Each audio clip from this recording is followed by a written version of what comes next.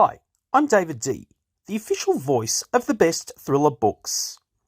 I'm here to introduce the next episode of The Five Angry Men. Today, the boys discuss their favourite thriller covers. No one asked me, but one of my favourite thriller covers is the paperback version of Stephen Hunter's Point of Impact. Anyway, here are the boys. Hey everyone, welcome to another episode of Five Angry Men. As usual, I am Stuart along with Derek, Todd, Chris, and Steve. And today our topic is your favorite thriller book jacket or cover. Whether you decided to buy the book because you like the cover so much or just something that you really like to highlight on your shelf because it looks so sharp. So let's start with Steve. All right. So, of course, as we are with this group, I can't just pick one. So I've got two that I'm going to show you that are more recent. I think some of the book jackets, lately have been just phenomenal. One that does a tremendous job in general is Nick Petrie. All of his books are super sharp. And so the first one I've got is The Breaker. Try to show it here. One of the Peter Ash books. I love this one. The single tree in the field, the dark clouds in the back really sets the mood for the book.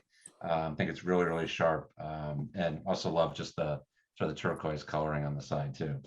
The other one is one of the books I think I talked about in one of my top 3 lists last year. I think it was one of my biggest surprises. It is Her Name is Night. Todd, so Stu, the check's in the mail for having me go first because I knew Todd was picking this one.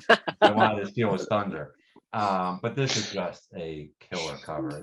The orange, the flowing dress, the woman in the picture, just the texture. So, the texture. And there is a texture to it too. That's right. So Her Name's Night. Fantastic book. Beautiful cover. Nice. Yeah, I will add on to that Nick Petrie, I remember walking around Powell's once, which is just a monster of a bookstore. And I remember walking through like the P section, and I think it was lighted up. It had a very lime green cover. And I remember it just like jumped out at me. And I was very, I looked at it immediately. I see Miller laughing because I said P. It's right there. Yes. I didn't know if you were talking about the P section, like you're a dad now, so I didn't know if it smelled really bad or whatever. That's children. Locked us out. All right, Miller, you can go next. All right. Well, it's actually still sitting up on my shelf right now. You want me to grab it? I can grab it. Sure. It's right there. We can wait. We're not on time limit or anything. Hold on. Right, so I'll be honest with you. Andrews and Wilson have had great covers. Mark Greaney, Tom Clancy, Mark Cameron, Brad Taylor.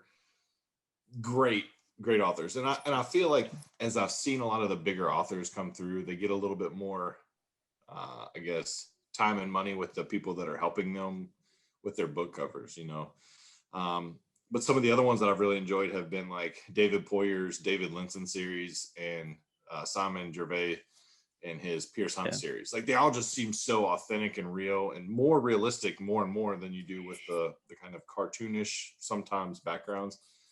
But this right here is my favorite one, and it really just shows you how set apart an author he really is.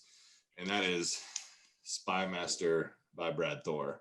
Like this is one of my favorite book covers. It's a lone wolf down here in the icy winterland, if you will, with a drone over top. Like that to me set it apart. I think book covers have gotten better and better over the last 4 or 5 years, just exponentially. They're just growing so much better and so much more they can do with technology these days. It makes that really a standout one for me. So that's one of my favorites. Although I do have a ton of favorites, and you guys know that already, but not as many as Todd. So yeah, Brad Thor had a string of really awesome one. I remember, I think you used to force that like all black one as well. Yeah. Oh yeah. Those are I ended up getting that leather bound copy one of it too, and that it's just an awesome. I mean, he creates great stories. Number one, but two, the artwork that comes out of it is phenomenal too. I think I got the name of the cover designer from the bus at one point for Thor's newest book, Raise the Tiger, and I was like, this is amazing. And I think it's that guy. At some point, we're gonna track down the cover artist because they deserve some love. Yeah, for sure. Smart. All right, go ahead, Todd. All right. Well, since Steve stole I'm gonna show it anyway. Love it. Okay. And again, because apparently Steve and I are big nerds together, my little more recent one from Petrie, The Runaway. I talked about this cover with more people than I can even recall. And I literally every single time somebody's like, is she holding a scythe? Is that? And I'm like, no, it's Cardor, but it looks amazing. So like it kept catching my eye every time I look at it. And again, for all the reasons that Steve put out. But I'm gonna go back for my favorite is I Have God from James Rollins. One, because it does involve a lot of things, black and white photography. Huge fan of that. It's got a lovely sky shot of the Vatican, some texture, little artistic blood running from the wax. So all in all, includes a lot of things that I love. And it has texture. So, I got that. So for me, yeah. And that's what makes a good texture is like the combination of elements into one. So I think James Rollins and his crew do a real good job of that, similar to Thor. Nice. That was a good technical review. Bam! Oh, Every All once in a while. missing is scratch and sniff, and Ty would have an orgasm. I know. It's the glasses. It's the glasses. Thank you. Yeah. All right. I almost feel like reading that comment out, but we'll wait. All right. Let's move on to Derek before it gets R-rated and we get yanked, demonetized. Right? Yes. Yeah. But All right, I guess I we'd have to went- be monetized. But I Go ahead, went Derek. kind of old school, but I did the OG cover, Term Limits. This is the Cloak and Dagger version that Vince published himself. The reason I like this, you know the story, but it's got the target on the Capitol, which has to do with the whole story and what's going on it. So this is one of my favorite covers, just because it's cool and it kind of sets the tone of what's in the book. So I dig that. that's what I like.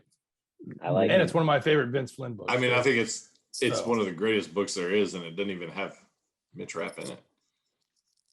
I know.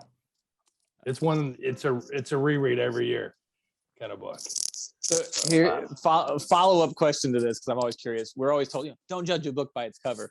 But even when you guys are like, I don't know, flipping through NetGalley or walking through a bookstore, how often do you actually pick up a book because of the cover?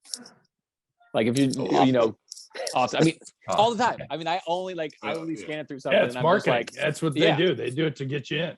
yeah. So definitely, I want to give a shout out to creative folks because they sell half the books. Well, maybe that's not true, but they do a good job of drawing you. Cool. All right, I'll wrap things up. So I have two of them. The first one is quite a new book. It's called Shoot the Moonlight Out by William Boyle. I think this was one of those books that I think I saw an author post about on Twitter, and I saw the cover and I was like, I got to check this book out. Just the combinations of the blues and the purples.